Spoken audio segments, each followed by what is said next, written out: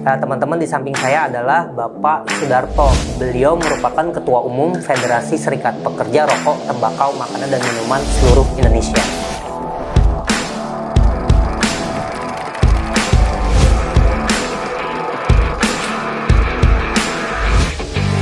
Halo, Assalamualaikum warahmatullahi wabarakatuh. Semangat pagi sahabat RTMM dimanapun berada. Nah, saya coba buka masker ya. Ya, teman-teman, di era pandemi seperti ini protokol kesehatan tuh jadi suatu hal yang wajib ya. Benar ya Pak Darto ya? Betul. Teman-teman, di samping saya adalah Bapak Sudarto. Beliau merupakan Ketua Umum Federasi Serikat Pekerja Rokok, Tembakau, Makanan, dan Minuman seluruh Indonesia. Jadi gitu ya teman-teman ya. Pak Darto, ini merupakan acara perdana kita di mana kita seperti membuat suatu konten yang ini ya, yang sering banget dipakai sama orang-orang itu podcast lah istilahnya seperti itu. Dan temanya seperti ini Pak, ngudut bareng RTMM. Karena ngomongin RTMM kayaknya tidak jauh-jauh dari yang namanya ngudut gitu. Mungkin kalau teman-teman RTMM sudah paham ya, tapi kalau masyarakat umum simak video ini nanti juga ujung-ujungnya tahu nih korelasinya antara RTMM dan juga ngudut gitu lah Pak. Siap. Oke Pak Darto, mungkin untuk mengakrabkan diri, untuk pertanyaan-pertanyaan awal mungkin agak-agak ke personal life ya, nggak masalah ya Pak Darto ya? Silahkan Mas Ali. Gimana Pak kabarnya Pak? Alhamdulillah sehat. Alhamdulillah. Keluarga bagaimana? Keluarga semua sehat. Alhamdulillah. Pak, keluarganya sudah berapa Pak? Anaknya sudah berapa? Saya anak 3, cucu 2. Anak 3, cucu 2. Wow. Dan semuanya tinggal di Depok. Di Depok, Pak. Dan semuanya alhamdulillah dalam keadaan sehat ya Pak ya? Alhamdulillah semua sehat. Pak Darto kan merupakan ketua umum sebuah organisasi nasional nih Pak. Ya. Pasti membernya juga ada di berbagai macam daerah. Ya. Pasti kegiatannya sering move dong ke luar kota. Ya. Walaupun sejak pandemi COVID agak berkurang, tapi tetap ada pekerjaan-pekerjaan yang nggak bisa harus dijalankan walaupun harus dipilih, yang urgent tentunya. Sehingga memang memerlukan perjalanan luar kota beberapa yang harus menyesuaikan ini dengan kondisi protokol kesehatan. Sehingga kita juga harus patuh dan taat tetap. Dan beberapa kali saya coba tes karena memang persyaratan perjalanan. Tapi Alhamdulillah ada sekitar 6 kali saya pernah tes. Tapi semuanya Alhamdulillah saya negatif. Jadi selalu dalam keadaan sehat lah. Syukur Alhamdulillah. Ada mungkin Pak trik atau tipsnya? Karena terus terang namanya juga manusia sosial tuh pergerakannya kan nggak bisa ditahan tuh Pak. Pasti ada aja keperluan kita untuk move ke tempat lain gitu di tengah pandemi ini. Bagaimana Pak tipsnya biar supaya hasilnya selalu non reaktif lah seperti itu? Baik, jadi standar seperti yang disampaikan atau sesuai ketentuan pemerintah, jadi masker, walaupun naik mobil sendiri juga kita pakai masker. Di tempat umum pun demikian, jaga jarak ya kita usahakan, sampai juga cuci tangan aktif. Nah termasuk tentunya kiat tambahan biasa, saya suka tanaman, berjemur sambil main tanaman, juga minum-minuman beberapa yang memang vitamin, dan yang saya memang sampai detik ini perokok berat, yang saya coba cek beberapa data itu kebetulan kok memang bisa saja mungkin karena saya perokok, mungkin si kumannya atau virusnya tuh agak nggak suka mungkin dengan nikotin atau rokok yang saya pakai gitu ya. Menarik Pak. Itu banyak yang memperdebatkan Pak, karena ada beberapa orang yang bilang itu mah pembenaran tuh bagi yang perokok. Betul. Karena saya sendiri tidak perokok, tapi saya temannya perokok. Baik ya. Begitu ya teman-teman ya. Jadi intinya mah kita harus taat akan protokol kesehatan gitu dan selalu menjaga diri di tengah pandemi ini. Betul. Oke Pak Darto, ini kan kita ngomongin langsung ke RTMM lah ya Pak. Bagi masyarakat luas ini kan masih awam Pak. Itu RTMM itu apa sih Pak? Baik, Federasi Serikat Pekerja Rokok, Tembakau, Makanan, sekali lagi itu sebetulnya salah satu serikat pekerja yang ada di Indonesia yang awalnya itu berdiri masing-masing. Ada rokok tembakau, dulu namanya Serikat Buruh SBRT, ada juga Serikat Buruh Makanan Minuman yang terpisah. Sejak 1993 digabungkan jadi satu, dan yang menggabungkan itu sebetulnya memang SPSI awalnya. Ya. Nah, memang otomatis Serikat Pekerja Rokok, Tembakau, Makanan, Minuman ini adalah punya publik atau members atau masanya adalah pekerja-pekerja di sektor industri rokok, tembakau maupun makanan minuman. Minuman. Ya. Dan tahun penggabungannya itu pada tahun 1993. 1993. Ya. Kalau tidak salah tanggal 31 Mei. 31 Mei. Itu berdasarkan SK yang dikeluarkan oleh DPP KSPSI waktu itu, atau DPP SPSI dulunya namanya. Oke, berarti bisa dibilang itu merupakan tanggal lahirnya RTMM. Penggabungan dari SB yang namanya rokok dan juga tembakau, kemudian dan makanan minuman digabungkan menjadi satu.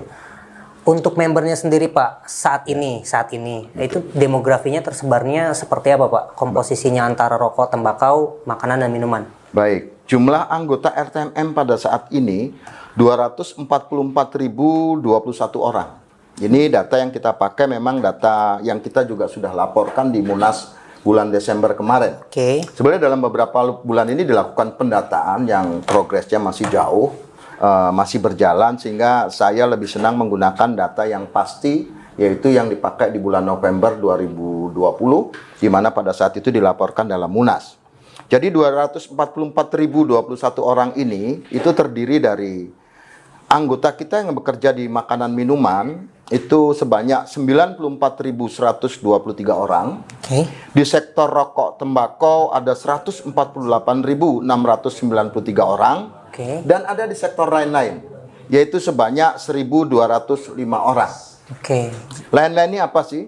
Sebetulnya kita di ADART kita mulai mengatur aneka industri. Aneka industri. Jadi sebenarnya timbul atau tumbuh di beberapa wilayah Bekasi dan sekitarnya itu ada industri yang bergabung atau pekerja dalam industri di luar RTMM yang bergabung. Jumlahnya nggak banyak sih, masih 1.205 orang. Dan dari total 244.021 orang itu dipimpin oleh tingkat unit kerja plan level itu sebanyak 545, dan dari total 545 PUK itu PUK yang di makanan minuman ada 401. Dan PUK yang di rokok tembakau ada 133, dan yang di sektor lain-lain tadi itu ada 11. Nah, kita punya pimpinan cabang yang tentunya mengelola di tingkat kabupaten kota. Pimpinan cabang kita pada saat ini baru ada 66, yang seharusnya 93. Oke. Kenapa 66 kok tidak 93? Jadi anggota kita tersebar di 93 kabupaten kota. Tapi baru 66 pimpinan cabang yang ada. Dengan kata lain 66 pimpinan cabang yang ada di kabupaten kota, mengingat persyaratan-persyaratan pembentukan cabang yang tidak terpenuhi. Mungkin bisa saja di kabupaten kota tersebut hanya ada 1 PUK atau 2 PUK. Dan untuk tingkat provinsinya kita dipimpin oleh pimpinan daerah yang saat ini totalnya adalah 15 pimpinan daerah, yang seharusnya ada 17 pimpinan daerah di seluruh Indonesia. Itulah sedikit geografis tentang RTMM. Menarik nih Pak, tadi sempat disebut bahwa kalau saya perhitungkan mungkin sekitar 60% dari rokok. Ya. Kemudian 40% dari makanan dan minuman. Ya, tapi berbanding terbalik dengan jumlah PUK Pak. Betul. PUK makanan minuman kalau saya tidak salah simak itu ada di angka 400. Ya. Dari sekitar 500. Jadi sekitar 80%. Ya. Bagaimana menjelaskan fenomena itu Pak? Apa karena rokok itu anggotanya banyak dan PUK-nya sedikit atau seperti apa? Betul. Data ini makin menunjukkan bahwa members kita itu jumlahnya besar di rokok, tetapi kok PUK-nya sedikit. Iya, betul. Dengan demikian dapat disimpulkan dan diperjelas bahwa memang sektor rokok ini anggota kita terbesar. Terlebih rokok itu ada beberapa jenis. Jadi ada rokok, sebutannya SPM. Sigaret putih mesin. Oke. Ada SKM, sigaret kretek mesin. Dan yang paling akhir adalah ada SKT, sigaret kretek tangan. Nah, paling dominan, paling banyak di SKT. Sigaret kretek tangan. Jadi jenis industri yang masih mengandalkan tenaga kerja, pengerjaan manual ya Pak. Manual, betul. Dan banyak ini jadi menarik nih Pak. Ketika ada otomatisasi mesin berarti relate ya dengan pengurangan anggota ya. Menarik untuk disimak lebih lanjut. Oke Pak, tadi sempat dimention tentang Munas. Jadi buat informasi aja teman-teman bahwa Pak Darto ini merupakan ketua umum yang terpilih kembali setelah awalnya sempat menjabat di tahun 2015 ke 2020. Ya. Kemudian pada bulan Desember kalau tidak salah tanggal 13 sampai 14 sampai 17 14 15 16 Desember kemarin kita telah melaksanakan yang namanya Munas. Ini teman-teman mungkin kalau yang dari masyarakat luas bertanya-tanya tuh PUK apa, PC apa, terus Munas apa dan lain sebagainya, segala macam istilah-istilah yang ada di dunia organisasi serikat pekerja mungkin akan dibahas di video berikutnya ya, biar ngelinknya. Ini apa namanya itu suatu hierarkis lah, suatu hierarkis dalam organisasi serikat pekerja. Menarik Pak, di yang Desember 2020, RTMM seolah-olah memberikan sesuatu yang baru. Ada berbagai macam bidang yang baru tuh Pak. Baik, kita memang ada bidang 2 sebetulnya yang baru, yaitu kesra dan bidang kesra dan usaha, tambah satu bidang lagi, bidang IT dan litbang. Nah, kaitannya bidang kesra dan usaha di kepengurusan baru ini yang dulunya tidak ada. Kebetulan saya juga ketua umum yang lalu, sekarang ditimbulkan. Karena apa? Kembali kepada bentuk refleksi RTMM, terutama saya sebagai ketua umum, bagaimana mengevaluasi 5 tahun yang lalu. Bahwa SPSB pada umumnya secara pokok itu adalah punya tujuan, fungsi, hak, dan kewajiban. Yang pada intinya adalah kesejahteraan. Dalam perkembangan 5 tahun yang lalu, sehingga saya merasa penting atau perlu dibuat bidang khusus untuk memperdalam capaian terkait tentang kesejahteraan. Tentunya melalui evaluasi, pengembangan, dan kemandirian yang secara teknis kita siapkan dalam program bidang kesra maupun bidang usaha. Nah, kenapa ada kemandirian? Ya karena dalam bidang kesra ada juga usaha. Jadi selain ada upaya yang memang melalui hubungan industrial, negosiasi lewat PKB, tapi RTMM juga harus siap membangun diri untuk mampu kemandirian dalam mencoba berusaha, tapi tentunya yang sah dan tidak terikat. Mungkin salah satu contoh realnya koperasi lah ya Pak ya. Betul. Oke. Dan ini jadi menarik nih. Ketika kita berbicara serikat pekerja secara umum, kan banyak sekali Pak bendera tuh. Atau teman-teman mungkin yang biasa nonton demo lah di TV itu berbagai macam bendera ada di situ. Nah, yang ingin kami ketahui adalah style perjuangan RTMM itu seperti apa sih Pak di dalam dunia ketenagakerjaan ini? Baik, terima kasih. Saya tambahkan dulu, nanti saya lanjutkan. Saya tambahkan yang bidang IT dan litbang. Jadi belum saya jelaskan. Jadi yang IT dan litbang adalah satu bidang yang baru juga. Ini bicara tentang tata kelola organisasi yang diharapkan pemanfaatan terhadap teknologi yang sesuai dengan zamannya ini bisa tercapai. Dan ini menyesuaikan juga dengan publik, members kita yang memang ya istilah zaman anak sekarang dibilang anak milenial gitu ya. Zaman now. Kita coba RTMM menyesuaikan diri ke arah hal seperti itu. Tentunya pedomannya juga harus ada. Selama itu memang kata kuncinya efektif dan efisien. Dalam rangka mencapai goal-goal yang menjadi komitmen, kesepakatan yang ditetapkan secara bersama, sehingga memang kita juga perlu pemanfaatan sarana teknologi yang sesuai dengan zamannya. Itu terkait bidang IT dan litbang yang memang secara kontinu periodik diharapkan juga melakukan penelitian untuk mendapatkan pengembangan terhadap capaian-capaian dari tahun ke tahun, diharapkan bisa lebih fokus di 5 tahun yang akan datang. Itu. Mungkin kalau teman-teman yang penasaran dengan tadi penjelasan mengenai IT litbang, sebenarnya kita sudah membuat suatu video ya yang khusus membahas tentang IT litbang. Nanti teman-teman bisa cek di video selanjutnya ya teman-teman ya. Mungkin balik lagi ke pertanyaan yang sebelumnya belum terjawab Pak, mengenai style dari perjuangan RTMM secara umum Pak. Baik, RTMM sebetulnya sejak 2015, terutama sejak saya pimpin, saya memang menekankan yang pertama adalah tentang masalah tata kelola. Jadi tata kelola menjadi pedoman dasar penting yang tentunya standarnya pasti data, analisis, perencanaan, pelaksanaan, evaluasi, dan pengendalian. Nah, persyaratan ini persyaratan mutlak dalam rangka sebetulnya mengejar konsistensi kita terhadap apa yang kita kerjakan. Menurut saya, apa yang kita mau lakukan, terutama dalam kerja advokasi, itu penting dengan yang namanya data dan analisis dan dituangkan dalam dokumen perencanaan kerja. Tanpa itu, sering serikat pekerja atau organisasi ini apa yang dilakukan tapi belum tentu sesuai yang diharapkan hasilnya. Karena mungkin memang menurut analisis saya, data, perencanaan, konsep, dokumentasi kurang lengkap.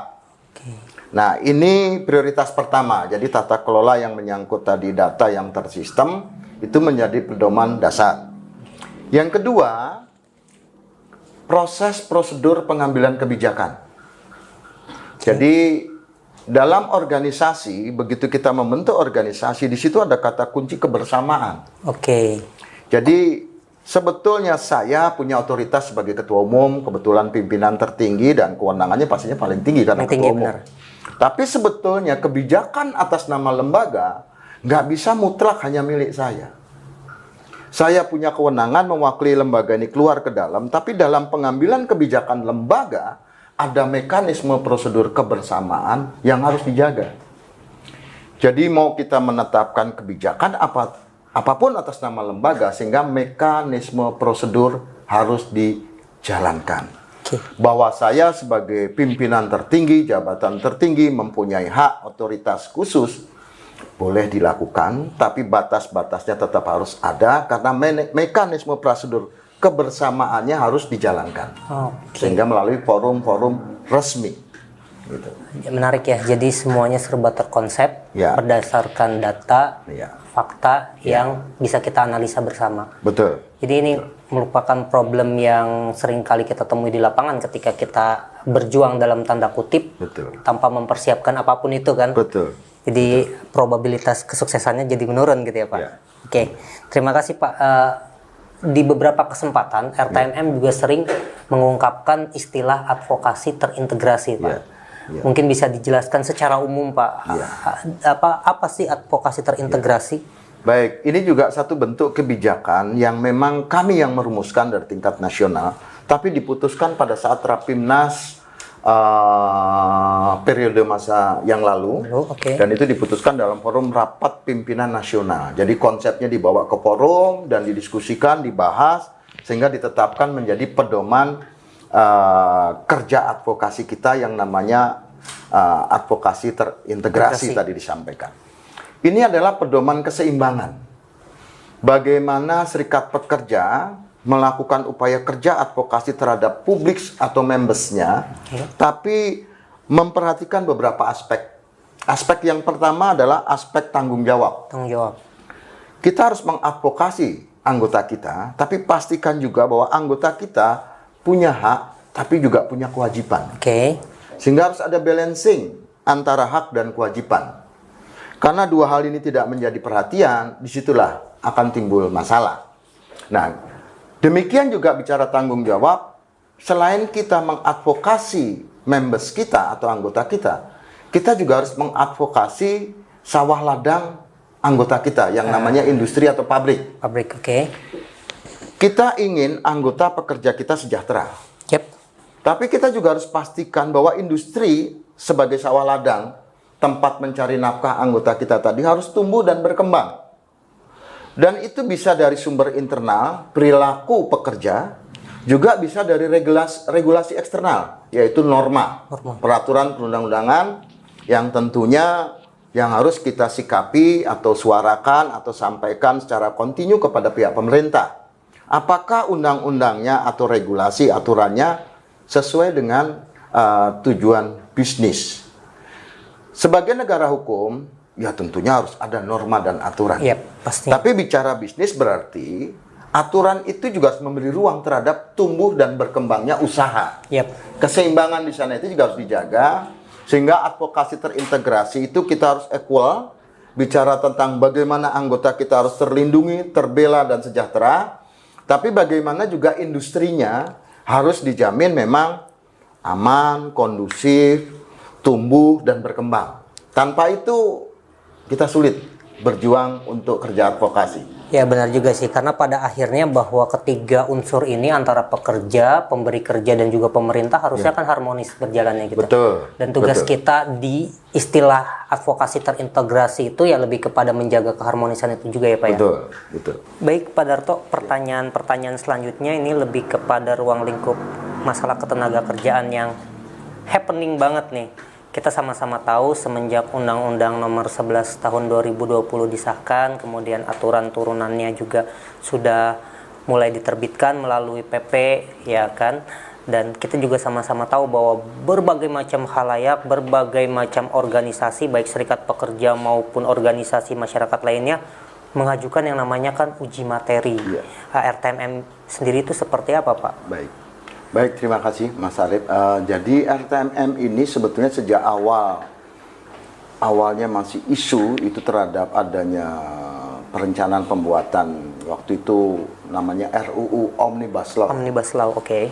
Itu kita mempertanyakan secara resmi kepada Presiden, walaupun melalui surat tentu. Melalui surat, oke. Alhamdulillah nggak ada responnya. Terus kita kejar sampai berbagai Saya pikir alhamdulillah diundang Pak Presiden waktu itu. Alhamdulillah nggak ada responnya sampai kementerian terkait juga ke DPR RI. Nah, dari perkembangan yang ada ternyata itu benar. Terjadi pembahasan. RTMM mencoba menyikapi, tentunya memberikan masukan-masukan. Sampai pada akhirnya secara singkat saya ingin katakan RTMM melakukan kajian. Secara akademis tentunya bekerja sama menggandeng dengan akademisi. Nah, dari kajian tersebut sebetulnya RTMM sudah dapat menyimpulkan bahwa Undang-Undang Cipta Kerja ini yang pertama intinya itu menurunkan langsung hak-hak dasar pekerja. Contoh pesangon dan seterusnya.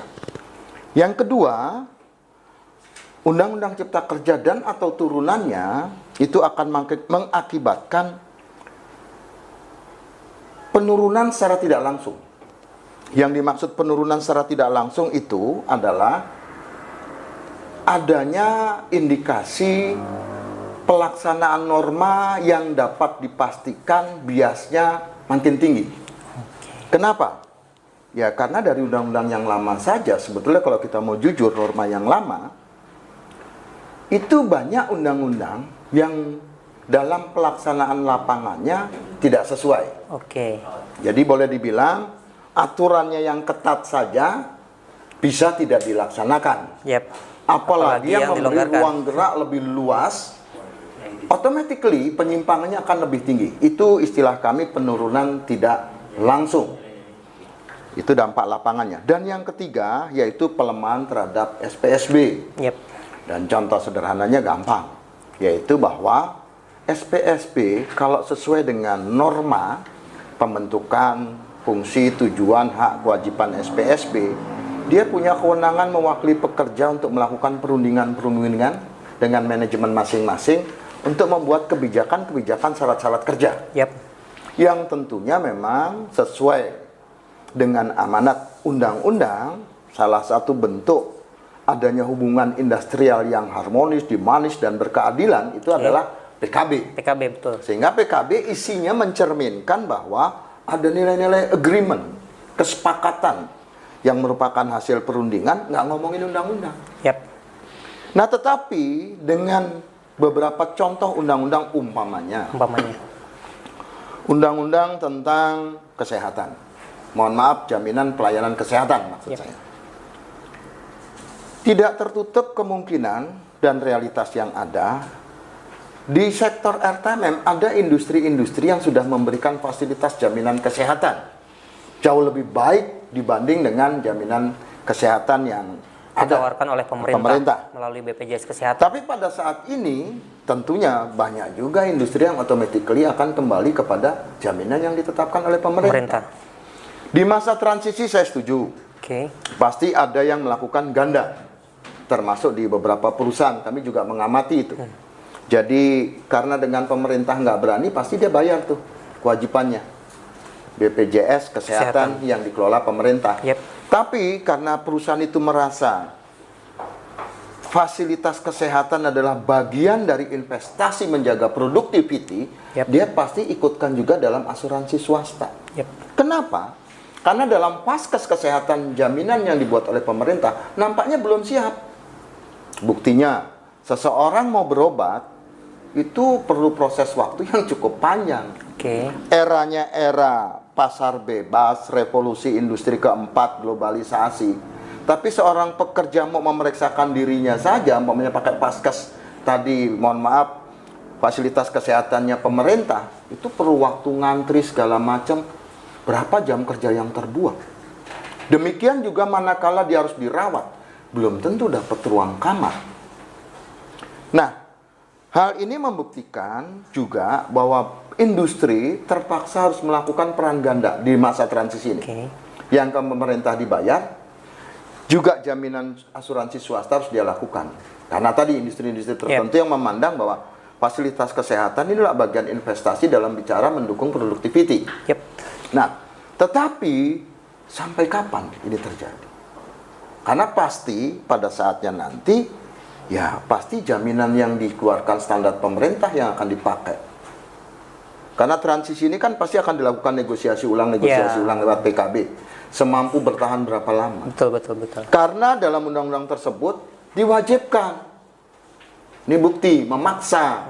Seharusnya kalau menghargai SPSB boleh membuat agreement dengan industri mitra kerja masing-masing, setiap norma itu hanya limit tentang ketenaga kerjaan.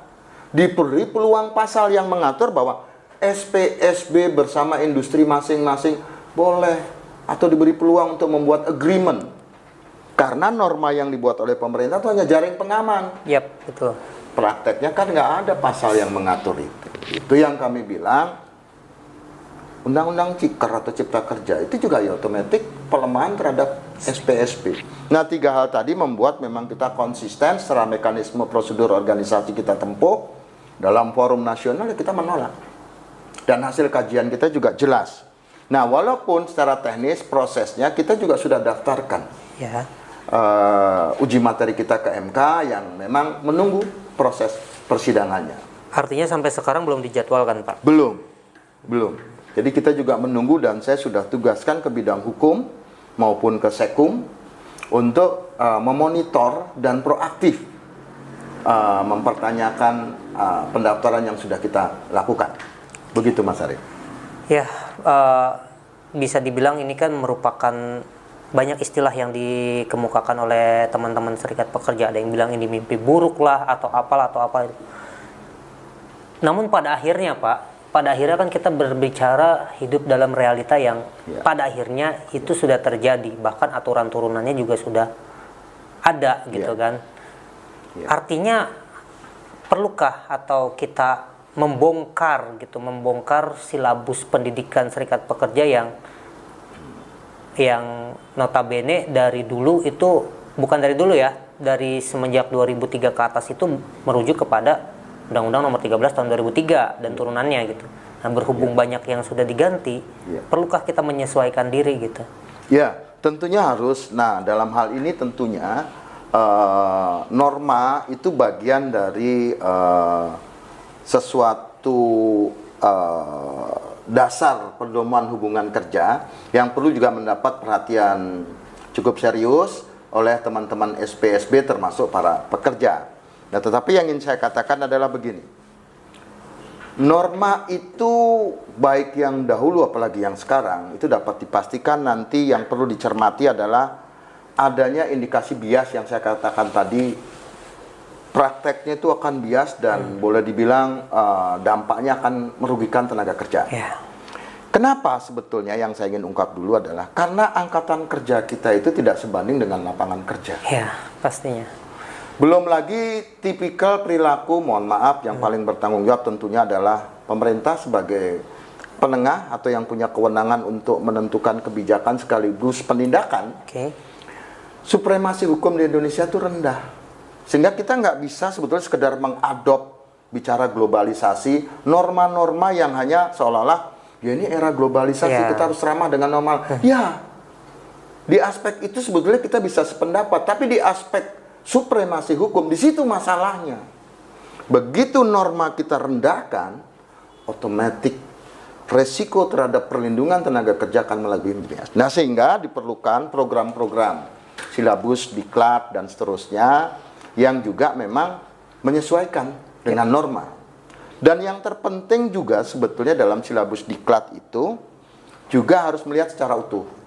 Karena ini pengembangan sumber daya kita terhadap Salah satunya aspek pemahaman norma tapi juga sebenarnya bagaimana mengubah perilaku sumber daya manusia SP itu sendiri. Saya katakan begini, dalam program-program training hendaknya ada sasaran target untuk merubah perilaku sumber daya manusia kita agar mengarah ke performa. Jadi diharapkan kader-kader RTMM itu banyak berbuat untuk membuat karya-karya nyata. Sehingga memang kalau dalam pendidikan disebut begini. Satu, punya kemauan. Kedua, diharapkan bisa. Dan ketiga, mahir. Itu pedoman dalam diklat. Walaupun aspeknya salah satunya bisa aspek tentang pemahaman norma. Tapi di sisi lain tentunya juga aspek-aspek bagaimana tata kelola. Baik tata kelola kerja advokasi kalau kaitannya norma, dan juga tata kelola organisasi yang lainnya. Itu Mas Arief. Ya, menarik sekali ya Pak ya. Ya, artinya kita harus beradaptasi ya. Beradaptasi dengan, karena perubahan itu suatu hal yang kemutlakan. Betul. Oke Pak, mengenai perubahan itu berarti kan kita perlu adaptasi perjuangan nih. Adaptasi perjuangan di tengah arus iklim ketenaga kerjaan yang berubah ini. Bagaimana? Bagaimana kita harus apa kita merubah apa yang harus kita rubah, habit apa yang harus kita rubah di arus perubahan ini? Baik, secara umum sebetulnya saya harus jujur katakan ini introspeksi SPSB, saya mengajak kita harusnya bersatu solid. Mau namanya apapun. Ini bicara ekstern secara umum. Karena problem kita memang pecahnya SPSB yang jumlahnya makin besar ini, kita tidak solid, tidak menyatu. Selalu ada yang pro, selalu ada yang kontra, dan sehingga boleh dibilang suara SPSB itu pecah di antara sesama SPSB, tidak bulat untuk kita bisa memberikan masukan yang lebih konstruktif kepada pihak pemerintah. Jadi kita sibuk di sini boleh dibilang hanya beradu sendiri dengan konsep-konsep yang kadangkala mungkin juga perlu diperdalam ke depan. Nah, untuk internal strategi kita adalah mau tidak mau, kita juga berusaha berperan di tingkat eksternal tadi bagaimana menyatukan SPSB yang ada. Makanya kita juga tidak tertutup untuk selalu bisa berkolaborasi dengan berbagai mitra kerja SPSB lainnya dalam bentuk apakah itu aliansi dan seterusnya. Itu yang kita lakukan secara eksternal. Tapi secara internal adalah bagaimana kita tetap mengupayakan yang pertama yang sudah kita lakukan sejak awal saya memimpin RTMM ini, tata kelola tetap ditingkatkan karena itu standar, karena itu kelebihan kita sebetulnya. Yang kedua adalah bagaimana membangun tata kelola ini lebih tersistem dan terorganisir, karena ini harus menjadi bagian begini. Kalau tadi saya bicara keluar, sekarang bicara internal. Yang dilakukan PP, yang dilakukan PD, yang dilakukan PC, yang dilakukan PUK, ini harus sejalan, sinkronis. Dengan demikian kerja advokasinya insya Allah akan lebih efektif. Dan tentunya yang paling akhir sesuai dengan perkembangan zaman yang ada, kita juga harus belajar perlunya pergeseran penggunaan sarana alat-alat informasi atau teknologi informasi dalam rangka pembentukan opini dan pengembangan serta target. Karena ternyata kalau kita hanya sibuk tapi juga sibuk bekerja mengonsep tapi tidak terdengar, itu juga nggak ada dampaknya. Ya, betul sekali. Jadi kita juga mulai sekarang tingkatkan, kita harus bekerja dengan konsep yang jelas dan kuat, tetapi enggak suarakan juga. Sudah waktunya harus ke sana. Jadi RTMM insya Allah 5 tahun ini harus juga speaking keluarnya harus ditingkatkan. Gitu Mas Arief. Ya, itu mungkin salah satu statement yang ditunggu-tunggu Pak, karena ketika teman-teman melihat sosok Pak Darto atau ketua umum atau RTMM secara umum gitu kan, banyak dalam tanda kutip bukan semacam kritikan ya, bahwa sepertinya kita kurang bersuara gitu. Betul. Ya, mungkin ini juga teman-teman salah satu metode yang kita pilih ya, yang kita harap dengan mudahnya informasi itu bisa menyebar dengan cepat melalui platform media sosial, ya tentunya pesan-pesan perjuangan kita bisa diakses oleh khususnya anggota dan umumnya masyarakat umum ya gitu. Betul, ya Pak ya. Betul. Pak, ngomong-ngomong, ini acaranya ini loh Pak, ngudut bareng RTMM, jadi ngerokok juga boleh nih sebenarnya. Oh gitu ya. Saya sudah sampaikan gitu. Tadi saya perokok. Iya, karena perokok. Tapi kalau boleh terima kasih banyak. Ya, saya mau izin, saya ambil merokok nih kalau begitu. Ya, biar supaya relax. Makasih Mas Arif. Monggo lanjut. Ya, karena teman-teman lagi-lagi ini saya sih dari tim media mencoba mengultimate ya, mencoba mengumpulkan pertanyaan-pertanyaan yang mungkin ditanyakan gitu loh Pak. Jadi ya mau tidak mau kan banyak orang atau banyak anggota khususnya kan ketika ingin berbicara atau katakanlah ngobrol langsung dengan ketua umum kan cuma di event-event tertentu tuh ya Pak ya. Betul. Rapimnas gitu kan. Itu juga kalau yang diundang atau kalau yang hadir, yang berkenaan hadir, yang tidak bagaimana. Jadi sih harapannya dengan video ini nanti kita share juga di IGTV mungkin ya, dan juga di channel YouTube ini. Jangan lupa subscribe ya teman-teman ya. Nih lihat nih. Jangan lupa subscribe.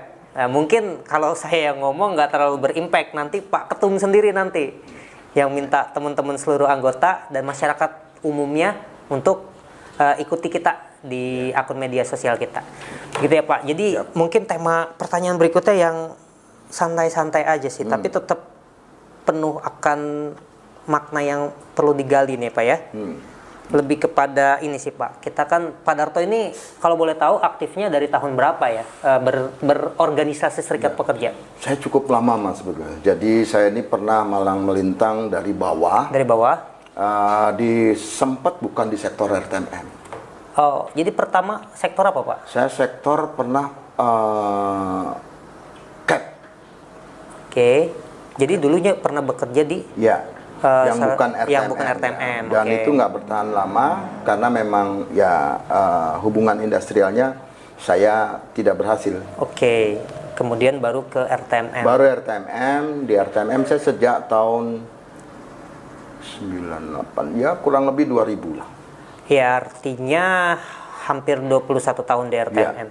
Ya pastinya dengan pengalaman selama itu bisa melihat dong pergerakan buruh pada umumnya ya dari masa ke masa. Betul. Pak Darto melihatnya seperti apa? Apakah dengan ini ya dengan tantangan ketenaga kerjaan yang sekarang, apakah masih sama jalan yang harus kita tempuh atau kita harus memodifikasi nih? Iya. Jadi yang pertama adalah begini Mas. Ini sedikit kadangkala saya harus jujur juga untuk introspeksi kita bersama. Bisa untuk RTMM, bisa juga untuk all SPSB. Untuk RTMM usianya sudah 27 tahun lebih. Kalau kita pakai angka 93 tadi ya. Yang RTMM. 27 tahun lebih. Apa sih sebetulnya yang kita bisa bangun? Gampang. Untuk membuktikannya ada 3 hal. 1, bagaimana lembaganya tumbuh. Jadi mari kita lihat apakah lembaga RTMM tumbuh. Yang kedua, publiknya. Apakah publiknya juga tumbuh? Dan yang ketiga, pengelolanya. Jadi 3 hal ini harus dilihat secara utuh, sebetulnya harus dijaga keseimbangannya. Nah, zaman dahulu kala sebetulnya yang saya tahu belajar juga dari para senior, SPSB di Indonesia itu diawali memang di zaman pergerakan. Jadi nggak bisa disalahkan memang SPSB itu awalnya di zaman pergerakan. Termasuk kalau kita sedikit belajar tentang Serikat Buruh Internasional yang masih diperingati dengan May Day, ini kan bicara kelas sebetulnya, perbedaan kelas. Nah, pada saat pergerakan kemerdekaan kita kembali ke nasional Indonesia, memang pada akhirnya waktu itu dimanfaatkan oleh partai-partai politik. Yang tentunya memang SPSB banyak menjadi underbow-nya partai-partai politik. Mungkin dengan pemikiran, dengan kuasa kita bisa merubah keadaan dengan kekuasaan. Begitu ya. Tetapi dalam pelaksanaannya kelihatannya tinggal harapan dominan perebutan kekuasaan lebih dominan. Buruhnya begini-begini saja. Nah, dalam hal ini perjalanan yang lalu itu lebih banyak memang pergerakan-pergerakan. Sehingga kalau kita bicara sesuai dengan zamannya sekarang, pergerakan bukan nggak boleh, boleh. Cuman pastikan dulu kalau saya mengambil hikmahnya, 1, punya konsep yang kuat, diambil mekanisme prosedur dalam pengambilan kebijakannya juga harus kuat. Jadi ingat, kita harus membuat konsep berarti ada pendalaman masalah. Dan harus tertulis dalam bentuk dokumen dan diputuskan secara bersama karena ini organisasi. Dengan demikian ini menjadi tanggung jawab bersama dan dipertanggungjawabkan sama-sama. Karena ada dokumennya, siapapun nggak boleh bohong. Karena ada dokumennya. Iya, benar. Kalau nggak ada dokumennya, orang bisa ingkar. Tapi ada dokumennya, hasilnya tidak sesuai dokumen, berarti pengingkaran. Dan seterusnya.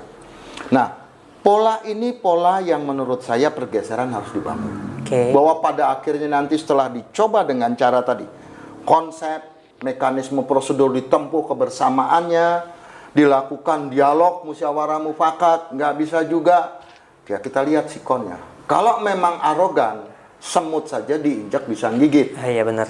Masa kita sebagai manusia mau diam saja? Jadi saya bukan anti sebetulnya untuk melakukan kerja-kerja non litigasi, siap. Tapi pastikan buruhnya harus tertolong, lembaganya tertolong. Siap. Nah, caranya, tata kelolanya memang harus berubah. Jadi ini cuma nomor satu, bukan gerakan. Nomor satu adalah kerja nyata konsep, mekanisme prosedur ditempuh, dialog, nggak mempan dan indikasinya memang pelecehan yang sudah sulit, ya kita harus turun ke jalan. Why not? Dan dengan demikian, insya Allah RTM akan konsisten karena mekanismenya ditempuh secara kebersamaan, dokumennya ada. Mau ganti orang siapapun, sistem akan terbangun. Ya, Pak Darto, di berbagai kesempatan saya sering melihat Pak Darto menyanyikan lagu Iwan Fals Terbongkar. Ada waktu itu pas lagi kita diskusi advokasi HTI ya kan di Bogor, terus kemudian yang paling terakhir itu pas pelaksanaan Munas, bahkan 2 kali sambutan Pak Darto itu nyanyi dan nyanyinya lagu yang sama, Bongkar. Apa ada filosofi di balik itu, Pak? Ya, baik gini. Jadi sebetulnya pertama untuk menghidupkan suasana. Karena kita akan lihat di mana ya teman-teman bekerja yang memang butuh suasana ya. Kedua, memang tema lagu itu sekali lagi juga terus terang ada makna kata-kata yang menurut saya sebetulnya bila dicermati. Minimal saya ingin aja begini, harus kita jadikan pedoman kita dalam mengelola tugas dan tanggung jawab kita sebagai pemimpin. Yang pertama adalah dalam lagu Bongkar itu ada makna kata-kata bongkar ketidakadilan. Oh iya. Jadi sebetulnya ketidakadilan itu harus dimulai dari siapapun tidak boleh. Jadi jangan hanya harap orang. Kita pun juga harus jaga posisi kita, apakah kita berperilaku adil atau tidak. Karena kalau kita sudah mencoba meminimais atau sebisa mungkin untuk adil, kalau kita diperlakukan tidak adil, kita harus bilang lawan itu. Tapi pastikan kita adil loh, dia yang nggak adil. Gitu. Seperti itu. Yang kedua, kalau kita mau benar-benar memanifestasikan, ini juga PR buat kita semua para aktivis SP, khususnya kader-kader RTM. Yuk bekerja di organisasi dengan cinta. Karena di makna lagu itu dikatakan, kalau udah nggak ada cinta, ya itu udah keadilan itu nggak ada. Jadi cintailah pekerjaan ini, cintailah organisasi ini dengan sepenuh daya dengan karya nyata. Insya Allah organisasi akan memberikan sumbangsih kepada Anda. Contoh, saya karena ketua umum bisa ketemu menteri, bisa ketemu presiden. Saya pernah juga sempat sarapan bersama presiden, pernah kebetulan saya. Tapi di periode yang lalu ya, itu karena saya ketua umum RTM. Saya pernah ketemu beberapa pejabat, juga ada kesempatan keluar negeri segala macam. Itu kan karena ketua umum. Sehingga ada kok nilai-nilai yang didapat oleh kita, fasilitas, kemudahan, tetapi bagaimana menggunakan ini, tugas dan tanggung jawab ini secara adil. Sehingga prinsip keadilan nggak bisa kita minta kepada orang, harus kita mulai dari kita. Untuk itu, ayo kita semua, ya jangan hanya nonton, harus berbuat. Lewat kemampuan dan karya masing-masing, sekecil apapun. Jadi jangan sibuk tanpa karya. Kurangi bicara bila perlu, kalau paling nggak ya seimbangkan antara bicara dan bekerja, karya nyata. Dan jangan lupa, keserakahan juga harus dibatasi. Jadi kita ini ada batas-batas yang boleh tidak boleh, termasuk tadi umpamanya kalau bicara tentang mekanisme prosedur. Saya ketua umum, tetapi saya pasti dalam pengambilan kebijakan kelembagaan lebih memilih demokratis. Bahwa saya harus punya konsep, bahwa saya punya otoriti dan kewenangan, iya. Tetapi pengambilan keputusannya harus pasti melalui mekanisme forum. Itu untuk membingkai keserakahan yang timbul di diri kita. Karena merasa punya kewenangan, jabatan, sehingga kadang-kala kita juga bisa over. Nah, upayakan kita lakukan itu dalam menit kepemimpinan kita. Sehingga siapapun yang berani mengganggu kita, ya wajar. Karena kita tidak melakukan itu kepada orang lain. Orang lain melakukan itu, lawan. Ya, harus bilang gitu ya. Itu sebetulnya ada filosofis makna itu yang sehingga saya ingin itu harus menjadi sesuatu yang ayo sederhana, gampang, resapi, jalankan. Begitu Mas Arif. Jadi buat teman-teman yang penasaran ya, saat momen di mana Pak Ketum itu nyanyi, nanti kita bagikan deh cuplikan dikit.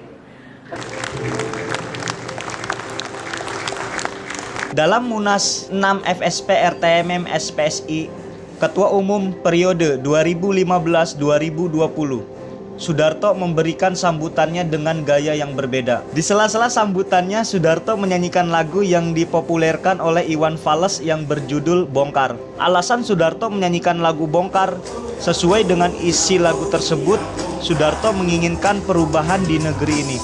Karena hari ini masyarakat seolah-olah sudah tidak percaya lagi dengan anggota perwakilan rakyat yang duduk di parlemen untuk mewakili aspirasi masyarakat. Betul. Sampai sekarang bertahan. Betul. Ada kiat-kiatnya Pak. Boleh Baik, dibagikan gitu. ya. Jadi yang pertama adalah sebetulnya bicara manusia itu bicara kebersamaan. Oh, manusia sebenarnya nggak bisa sendiri. Ya. Kalau kita dibilang kurang lebih, pasti ada yang bilang. Dan pasti ada pembandingnya. Sehingga kita butuh kebersamaan. Jadi menurut saya, bahwa kita punya kebutuhan kok berorganisasi itu kebersamaan. Terlebih dalam konteks umpamanya kita bagian dari pekerja. Ya kita harus bersama, bersatu. Nah tinggal bagaimana kita mengelola kepercayaan itu. Karena dari kebersamaan itu, karena kita dipilih oleh lingkungan kita, itu kan modalnya kepercayaan. Sebetulnya kalau boleh memilih antara harta dan kepercayaan, itu kepercayaan lebih penting menurut saya. Karena nanti harta akan mengikut ke sana. Kalau kita dipercaya orang. Tapi kalau kita tidak dipercaya orang, ya siapa yang mau kasih harta kita? Nah, dengan dipercaya itu sebagai modal utama, kesempatan tumbuh dan berkembang terbuka luas. Tinggal kita mau bawa kemana nih? Tadi saya bilang ada kok minusnya, tapi juga ada plusnya. Kita juga harus adil. Bangun kinerja yang bertanggung jawab. Jadi kita juga harus bangga kalau organisasi ini ternyata kita bangun bisa lebih baik. Nggak usah yang muluk-muluk. Dulu nggak punya kantor, sekarang punya kantor. Dulu kurang tersistem, sekarang tersistem. Apa terus bisa ditingkatkan terus banyak hal. Sekarang ini kita ingin mulai mempublikasi lewat media. Kita bangun tim, kita coba fasilitasi semampu dan sebisa kita demi meningkatkan eksistensi lembaga kita. Ingat, jaga keseimbangan antara lembaga, publik, dan pengelola. Kita ini pengelola.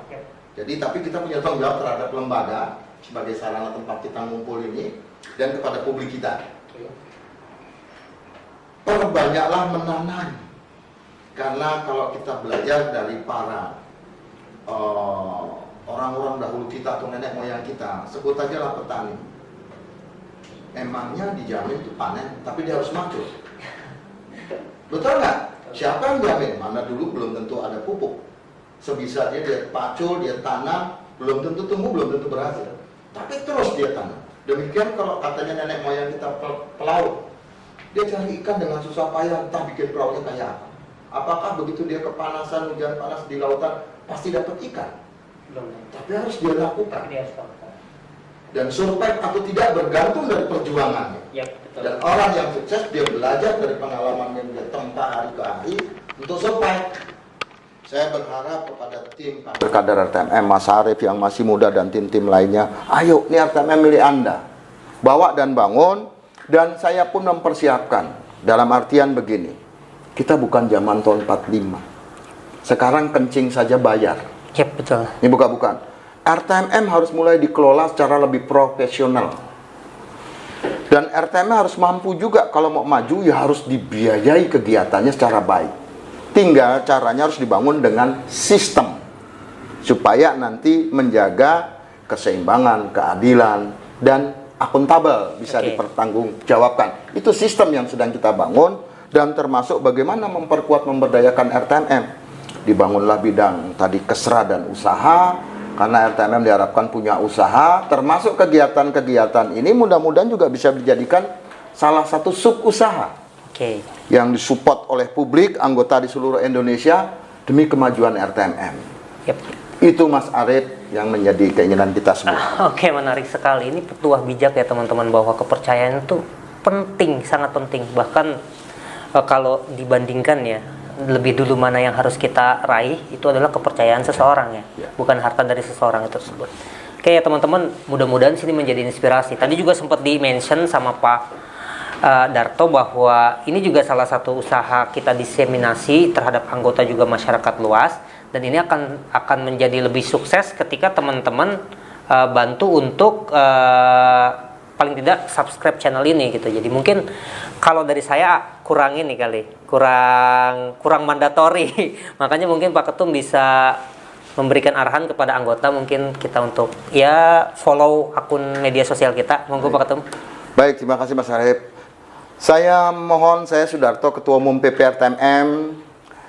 Pertama, saya ucapkan terima kasih atas kepercayaan kembali teman-teman di seluruh Indonesia terhadap saya, sehingga kemarin di bulan Desember 2020 saya terpilih kembali sebagai Ketua Umum, dan saya bertanggung jawab untuk mengembangkan RTMM lebih maju di periode kedua ini dengan tim yang juga cukup lebih besar pada saat ini. Dan salah satu partisipasi teman-teman, pembuktian dukungan sekaligus ingin memajukan RTMM secara bersama, salah satunya kegiatan ini. Kegiatan ini mohon didukung dengan cara memfollow atau mensubscribe kepada beberapa yang ada di sini nih, baik Facebook maupun Instagram maupun YouTube. Jadi saya mohon dengan hormat segenap anggota RTMM dan keluarganya, tonton acara ini, continue akan dibuat oleh tim kami, dan subscribe atau follow kepada beberapa yang ada di sini, baik YouTube, Facebook maupun di Instagram. Atas peran partisipasi teman-teman, terima kasih banyak, dan semoga akan menjadi amal ibadah dalam rangka memajukan RTMM yang kita cintai. Terima kasih. Pak Ketum yang ngomong, bukan saya. Oke, terima kasih Pak Darto. Semoga hal-hal yang kita bicarakan pada hari ini, message-nya tersampaikan dengan baik. Amin. Khususnya kepada anggota dan umumnya kepada masyarakat luas. Amin. Oke, demikianlah program Ngudut bareng RTMM. Ngobrol, ngopi, udut bareng RTMM di edisi pertama yang menghadirkan narasumber kita, Bapak Sudarto selaku Ketum Federasi Serikat Pekerja Rokok, Tembakau, Makanan, dan Minuman. Pak ya. Jadi semoga pesan positif yang ingin kita sampaikan dapat tersampaikan dengan baik dan diterima oleh anggota dan masyarakat umum. Sehingga kita memberikan dampak positif terhadap masyarakat luas. Gitu ya Pak ya. Oke, sebelum kita tutup, ada yel-yel RTMM yang bisa jadi ini juga sebagai pembuka kita salam terhadap orang-orang di luar RTMM, bahwa RTMM itu punya yel-yel gitu ya. Jadi ketika saya bilang RTMM, teman-teman bilang yes, SPSI, oke, RTMM-nya 3 kali ya, oke? RTMM, yes. RTMM, yes. RTMM, yes. SPSI, oke. Siapa kita? RTMM. Oke. Terima kasih Pak atas waktunya. Terima kasih kembali, selamat dan sukses, sehat selalu semuanya. Oke, assalamualaikum warahmatullahi wabarakatuh. Waalaikumsalam warahmatullahi wabarakatuh.